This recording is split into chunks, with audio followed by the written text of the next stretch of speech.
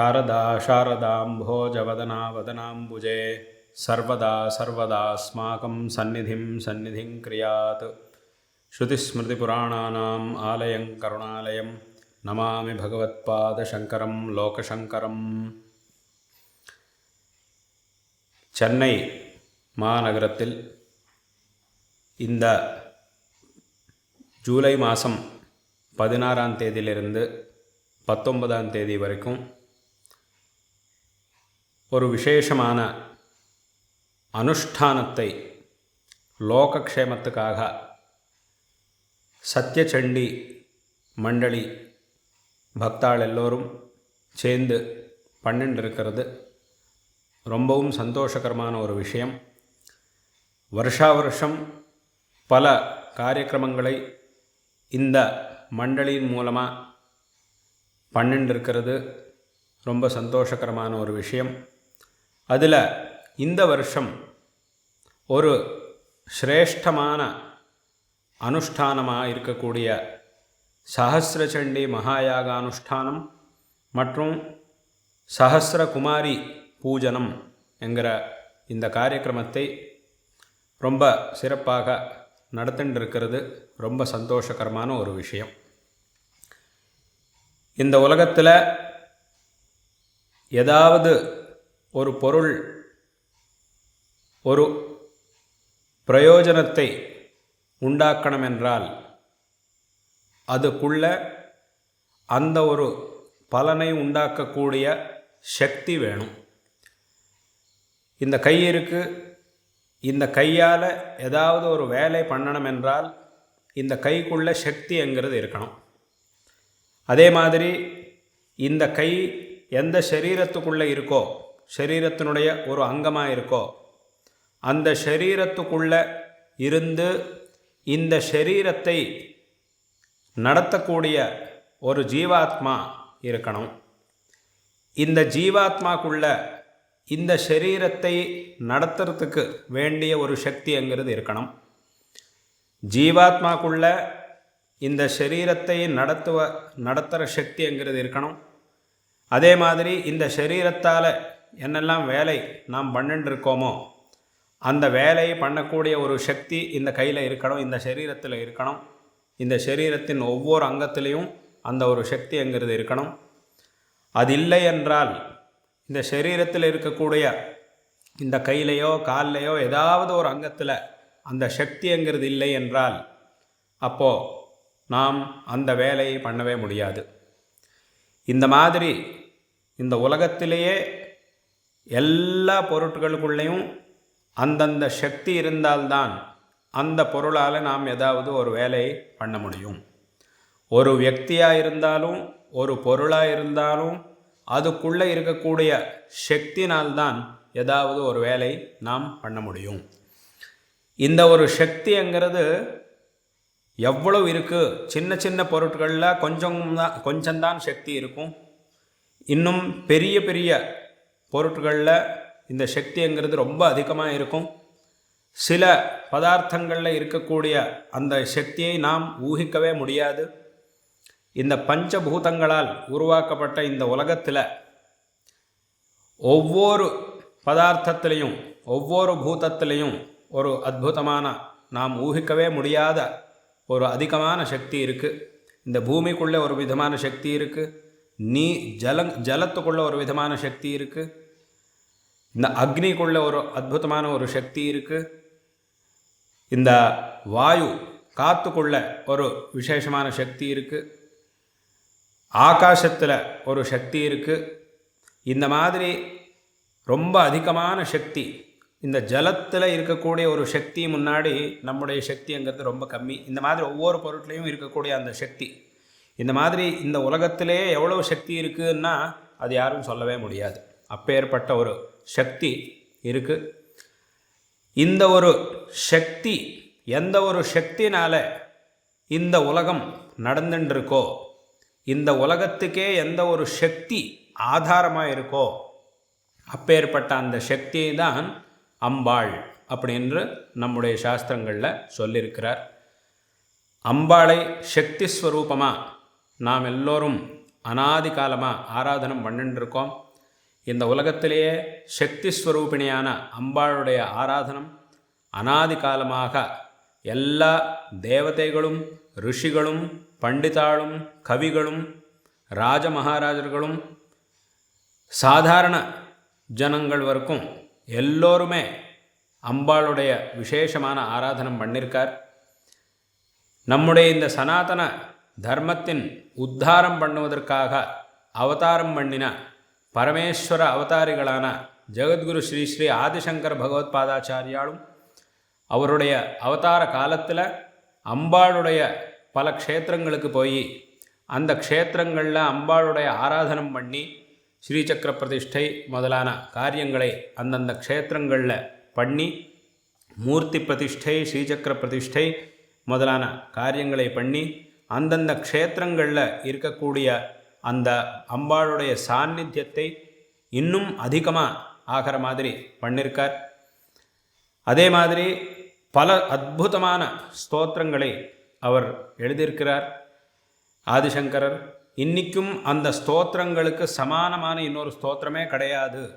அப்பேற்பட்ட அற்புதமான சௌந்தர்யலஹரி, தேவி சதுஷ்டி உபசார பூஜா முதலான பல அற்புதமான ஸ்தோத்திரங்களை எழுதியிருக்கார். அதே மாதிரி அவர் நம்முடைய இந்த சனாதன தர்மத்தை நிரந்தர பிரச்சாரம் பண்ணணும் என்கிற எண்ணத்தோட நம்முடைய பாரத தேசத்தின் 4 திசைகள்லையும் ஸ்தாபனம் பண்ணின 4 ஆம்நாய பீடங்கள்லையும் நம்முடைய இந்த தென் பாரதத்தின் பீடமாக இருக்கக்கூடிய தட்சிணாம்நாய ஸ்ருங்கேரி சாரதா பீடத்தை இந்த ஸ்ருங்கேரி க்ஷேத்திரத்தில் ஸ்தாபித்து இந்த க்ஷேத்திரத்தின் இந்த பீடத்தில் முக்கிய தேவதையாக சக்தி ஸ்வரூபிணியான சமஸ்த எல்லா வித்யைகளுக்கும் எல்லா ஞானங்களுக்கும் தேவதையான ஸ்ரீ சாரதா பரமேஸ்வரி அம்பாளை இங்கே ஸ்தாபனம் பண்ணி இந்த பீடத்தை ஸ்தாபிச்சிருக்கார். அதனால்தான் இந்த பீடம் சாரதா பீடம் அப்படிங்கிற ஒரு பிரசித்தியை அடைஞ்சிருக்கு. இந்த ஒரு பீடத்தின் பரம்பரையில் 12வது அதிபதிகளாக இருந்த ஜெகத்குரு ஸ்ரீ ஸ்ரீ வித்யாரண்ய மகாஸ்வாமிகளும் அம்பாளுடைய விசேஷமான ஆராதனம் பண்ணி இந்த ஸ்ரீவித்யா ஆராதனா பத்ததி, இந்த ஸ்ரீவித்யா ஆராதனை எப்படி பண்ணணும் அப்படிங்கிற ஒரு வழியை எல்லோருக்கும் காமிச்சிருக்கார். அந்த வழியில் தான் இப்போது இந்த ஸ்ரீவித்யா ஆராதனம்ங்கிறது விசேஷமாக எல்லா இடத்துலையும் பல இடங்களில் அதுதான் எல்லா இடத்துலையும் நடந்துட்டு இருக்கு. அவரும் விசேஷமாக அம்பாளுடைய ஆராதனம் பண்ணி தவம் பண்ணி அம்பாளுடைய அனுகிரகத்தில் அகண்டமான ஒரு சம்பத்தியை கொடுத்து விஜயநகர சாம்ராஜ்யத்தை நம்முடைய இந்து தர்மத்தின் சாம்ராஜ்யமாக இருந்த இந்த தட்சிண பாரதத்துக்கே ஒரு கவச்சமாக இருந்த நம்முடைய இந்து தர்மத்துக்கு ஒரு கவச்சமாக இருந்த ஒரு அற்புதமான விஜயநகர சாம்ராஜ்யம் இந்து சாம்ராஜ்யத்தை ஸ்தாபனம் பண்ணியிருக்கார். ஸ்தாபனம் பண்ணுவதற்காக அம்பாளுடைய உபாசனம் பண்ணி அந்த கனக தாராவை வரவச்சு அந்த ஒரு கனகம் அந்த ஒரு சம்பத்தியை ராஜமகாராஜர்களுக்கு கொடுத்து அவர் மூலமாக விஜயநகர சாம்ராஜ்ய ஸ்தாபனம் பண்ண வச்சிருக்கார். இந்த மாதிரி அம்பாளுடைய உபாசனம் அனாதி காலமாக நம்முடைய இந்த பாரத தேசத்தில் வந்துருக்கு. சக்தி ஸ்வரூபிணியான அம்பாளுடைய ஆராதனம், இந்த சக்திங்கிறது இல்லை என்றால் எதுவுமே நடக்காது. அதனால் அப்பேற்பட்ட சக்தி ஸ்வரூபிணியான அம்பாளுடைய ஆராதனம்ங்கிறது எல்லோருக்கும் ரொம்ப முக்கியமானது. அதில் விசேஷமாக இப்போது இந்த சத்யசண்டி மண்டலி சார்பில் இந்த சஹஸ்ரசண்டி மகாயாகம் நடந்துட்டு இருக்கிறது. அம்பாளுக்கு மிகவும் பிரீத்திகரமான இந்த ஒரு அனுஷ்டானத்தை லோகக்ஷேமத்துக்காக பண்ணிட்டு இருக்கிறது ரொம்ப சந்தோஷகரமான ஒரு விஷயம். இதே சந்தர்ப்பத்தில் இந்த சஹஸ்ர குமாரி பூஜனம் அப்படிங்கிற ஒரு விசேஷமான காரியக்கிரமத்தை ஏற்பாடு பண்ணியிருக்கிறது ரொம்ப சந்தோஷகரம். எதுக்கென்றால் நம்முடைய இந்த உலகத்திலேயே நம்முடைய இந்த சனாதன தர்மத்தில் தான் ஸ்திரீகளை அம்பாளாக பார்த்து பூஜிக்கக்கூடிய ஒரு பரம்பரை வந்திருக்கு. ஸ்திரீகளையும் சின்ன வயசில் இருக்கிற பொன் குழந்தையும் அம்பாள் ரூபமாக பார்த்து ஆராதனம் பண்ணுறதுங்கிறது நம்முடைய சனாதன தர்மத்தில் தான் இருக்குது. நம்முடைய சனாதன தர்மத்தில் ஸ்திரீகளுக்கு எவ்வளவு உயர்ந்த ஒரு ஸ்தானம் இருக்கோ, இதே இந்த மாதிரி ஒரு ஸ்தானத்தை இந்த உலகத்தில் நாம் எங்கேயுமே பார்க்க முடியாது. அப்பேற்பட்ட ஒரு உயர்ந்த ஸ்தானம் இந்த தர்மத்தில் இருக்குது. அதனால்தான் ஆதிசங்கர பகவத்பாதாளுடைய சரித்திரையிலையும் ஒரு பெரிய வாதம் ஆதிசங்கருக்கும் மண்டன மிஸ்ரருக்கும் கர்ம மார்க்கம் ஞான மார்க்கம் அப்படிங்கிற 2 பெரிய விஷயங்களுக்கு நடுவில் ஒரு பெரிய வாதம் நடந்தபோது, அந்த வாதத்தில் எது சரியானது அப்படிங்கிற ஒரு தீர்மானம் பண்ணுவதற்காக உபயபாரதி தேவியே அந்த தீர்மானம் பண்ணக்கூடிய ஸ்தானத்தில் மத்தியஸ்த ஸ்தானத்தில் உட்கார வைத்து ஆதிசங்கரும் மண்டன மிஸ்ரரும் வாதம் பண்ணியிருக்கார். அப்பேற்பட்ட ஒரு பெரிய வாதத்தில் எது சரியானது அப்படிங்கிற ஒரு விஷயத்தை தீர்மானம் பண்ணக்கூடிய ஒரு ஸ்தானத்தை உபயபாரதி தேவி, அந்த சரஸ்வதி ஸ்வரூபிணியான சரஸ்வதியுடைய அவதாரமான உபயபாரதி தேவிக்கு அந்த ஒரு ஸ்தானத்தை கொடுத்தது நாம் ஆதிசங்கருடைய சரித்திரையில் பார்க்கலாம். இந்த மாதிரி அம்பாள் ஸ்வரூபமாக ஸ்திரீகளை ஆராதனம் பண்ணுறதுங்கிறது சுவாசினி பூஜை, குமாரி பூஜை, இதெல்லாத்தையும் பண்ணுறது பரம்பரையாக வந்திருக்கு.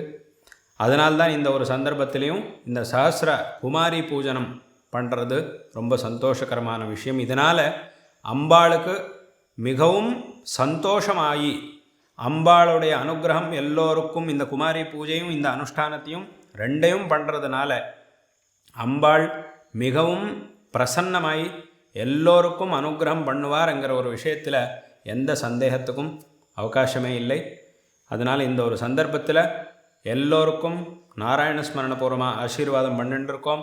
இந்த சத்யசண்டி மண்டலியின் எல்லா பக்தர்களுக்கும், இதில் பங்கேற்றுக்கொள்ளக்கூடிய எல்லா பக்தர்களுக்கும், அதே மாதிரி இங்கே வந்திருக்கக்கூடிய எல்லா வைதிகாளுக்கும், எல்லா பக்தர்களுக்கும், எல்லோருக்கும் இந்த சந்தர்ப்பத்தில் நாராயண ஸ்மரணபூர்வமாக ஆசீர்வாதம் பண்ணிட்டுருக்கோம்.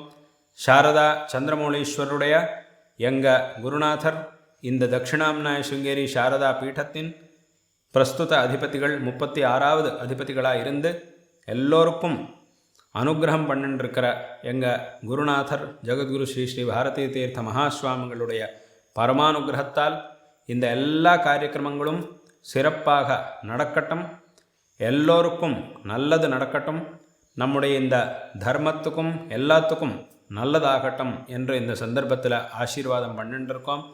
யார் யார் இதில் பங்கேற்றுக்கொள்கிறாரோ அவர்களுக்கு எல்லோருக்கும் நாராயண ஸ்மரணபூர்வமாக ஆசீர்வாதம் பண்ணிட்டுருக்கோம். எல்லோருக்கும் நல்லது நடக்கட்டும். இந்த மண்டலி எது இருக்கோ இதனால் வருங்காலத்திலையும் இந்த மாதிரி நல்ல காரியங்கள், நல்ல சத்சங்கங்கள் இதெல்லாமே எப்போதுமே நடந்துட்டு இருக்கட்டும் என்று சொல்லி எல்லோருக்கும் மறுபடியும் ஆசீர்வாதம் பண்ணிட்டுருக்கோம்.